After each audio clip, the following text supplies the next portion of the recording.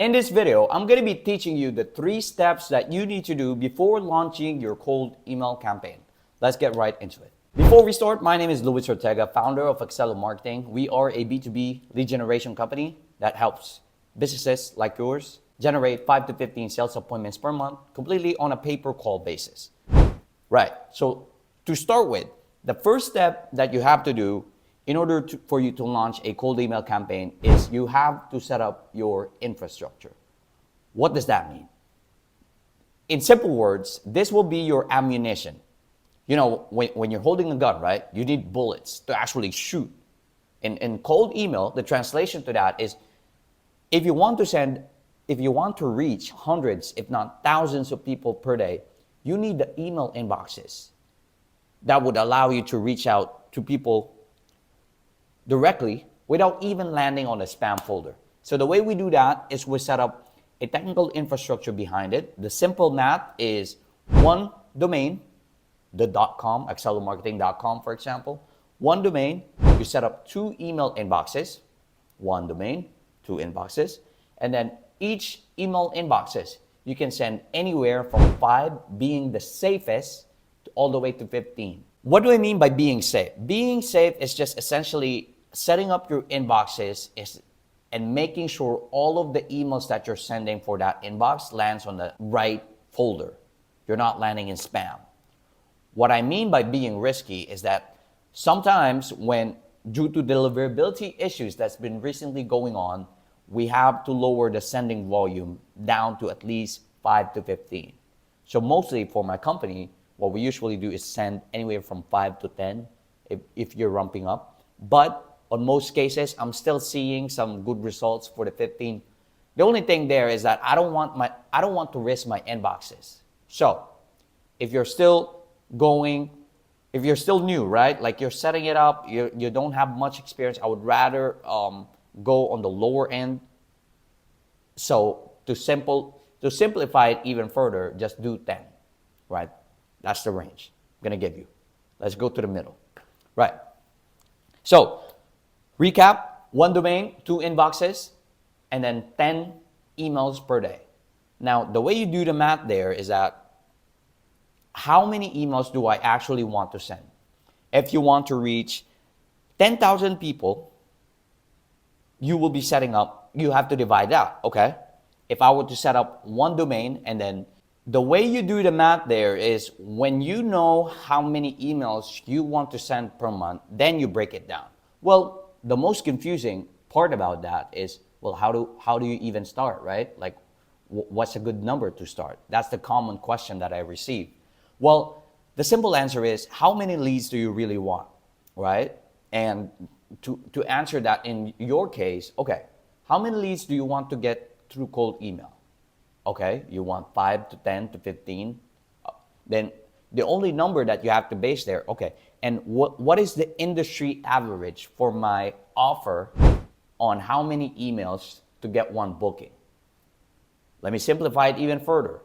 How many emails in industry standard do you have to send to get 1 booking? So that way, if I know that every 2,000 emails I send, I get 1 booking, then I just multiply it. I could be like 2,000 times 15. If I want 15 calls per month, then I have to send 30,000 emails. Now, the thing about that is you now have to divide it. You don't count the weekends because usually we do not do weekends, especially when people are not around their inbox. So meaning you're just wasting the emails. So typically the standard is you don't do the weekends, right? So within the sending days, if we're talking about technical stuff, we're only sending 21 days, 22 days on average. You could do 21 for a lower count, meaning you have to send at least 1,428 emails per day. And that is how we now divide it. To get even detail behind it, I would divide it into 10, meaning I have to set a minimum of 143 inboxes for my company. Okay? So 143 inboxes, and then, well, let's do 144 so that you have a leeway there, and then 144 divided by 2 would be 72 domains. Okay? Let me not make it confusing. 72 domains, 144 inboxes would get you 30,000 emails per month, and then that would allow you now to get 15 book calls for your company, right? That's the simple math behind it. Well, another question that you may have there, okay, is how do I know the industry standard? How do I know how many emails I have to aim? Like, what's your KPI? What is the number you have to aim when you're doing the outreach itself? Well, the short answer there is you have to do your research, first of all. And the second answer there is you could get multiple answers from different people, right? And the only way you can really do it is if you test it out yourself or hire an agency that will do it for you and knows the ins and outs of it. Because think about this. If you were to start a cold email campaign for your own company, right? And you don't have specific experience to it, you now get to test, okay, you have margin of errors for setting up the infrastructure, where to get the leads list, what to test out in the script, right? What angles to use, what follow-ups to use, how to handle the responses, how to make sure that when they respond, you are there and that you are being notified so that when they agree to hop on a call, you can book them immediately. Another thing, when they book on a call, how do you make them show up? What is the thing you do there? So it's from a simple perspective, it's like you sending another email to another person. That is simply the basic explanation to it. The only complicated part there is that you have to do this now on a larger amount of volume, daily, and then handle the responses and make sure that when they're interested, they will show up when you book a call with them, right? So that's the complicated part. So, for example, on my agency, that's what we handle. If you ask me what to do on a daily basis, I check emails, I make sure that they're sending, I make sure that I respond to it, and then I make sure that I follow up with them and make sure that the bookings really happen. Because that's the most important thing. If you can get a person to show up and be interested in a sales call, that is an opportunity for you to generate more revenue for your business, right? So that's the first step. I know I rambled a little bit there, but you have to set up your infrastructure. The next step is you have to know your who and what.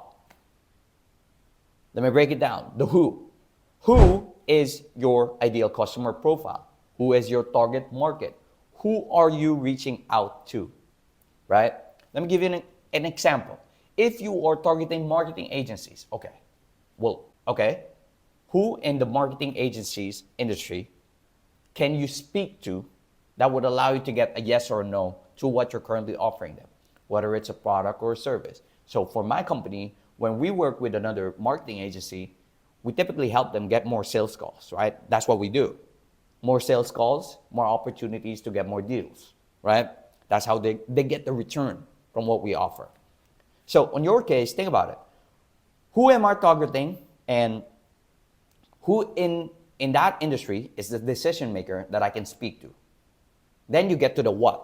Okay, now that you know that I'm going to be speaking to a marketing agency, VP or CEO of that company, what do I say to them? That's the who and the what. What do I say to them? What do I offer? So typical email, if you want a template quickly, you just say, hey, first name, this is why I'm reaching out. This is what we offer. Would you be interested? Like a call to action. Make it simple.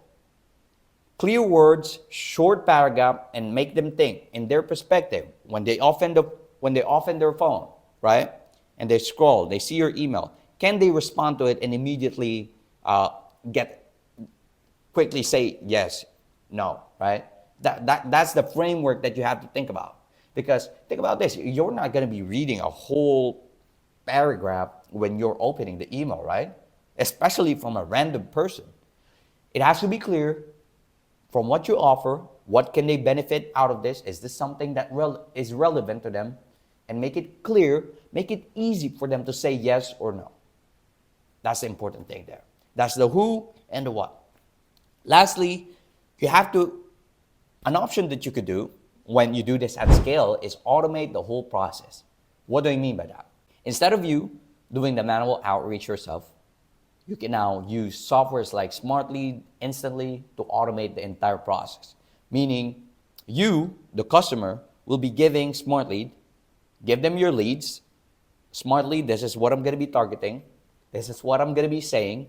This is the email inboxes that you can use for your ammunition, right? If you got those checked up, SmartLead can now automate the entire process. So the only thing you have to do is wait for the response and be there. Be there immediately. Get to respond to them. Make sure that you are replying whenever someone just responded to your outreach, right? So SmartLead or Instantly can act as a powerful tool for you to do the outreach yourself. So instead of you manually sending the outreach daily, you can automate that now by send. This would allow you to send hundreds of emails per day, if not thousands, right? So use softwares like those, and also it would help you for your deliverability, because softwares like SmartLead now has a AI tool that warm ups the email. To explain what warm up is, it's just two emails sending another email to one another. So for perspective, if you're Google, right? You're Google, you just created a new inbox and you start sending emails per day out of nowhere. That would be suspicious in Google's eyes, so they will flag you as spam, right? So the way we prevent that is we use the warm-up process with SmartLead. It's a 14-day warm-up minimum. I would recommend for you to do 14 days. If you can even warm it up for even longer, that's better, because the more warm up, the more natural you would look, the stronger your reputation is. But most importantly, even if you warm it up, but if you're sending larger the amount of volume that is intended to be, then you're risking your deliverability. In short, you're risking the possibility of you landing in the spam folder. So keep it 5 to 50. And what I mentioned, if you would just want to keep it safe, do 10. Do 10. Make it simple. Don't complicate it, right? Now, to recap, the 3 steps are: know or set up your infrastructure, know your who and what, and then lastly, you can automate the entire process by using softwares. So if you enjoy those type of content, please subscribe, drop a like. My name is Luis Ortega. We do this entire process for you basically. So if you're a business owner that's interested, go to excelmarketing.com. You can view our website there. And then, yeah, thanks so much for watching. Peace.